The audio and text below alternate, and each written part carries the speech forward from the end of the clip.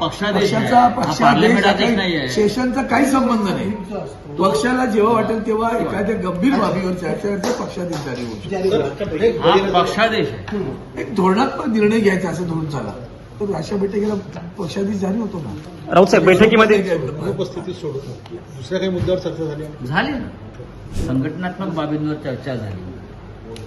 खास करून आमची की खासदारांनी कोणत्या जबाबदाऱ्या घ्याव्यात संघटनेच्या संदर्भात यापुढे चर्चा झाली. अनेक अजेंड्यावरती अनेक विषय होते आणि आम्ही वारंवार अशा प्रकारच्या बैठका पार्लमेंट सुरू असताना इथे घेतो, नाहीतर आम्ही मुंबईत येतो, बाहेर येतो, यापुढे घेत राहू.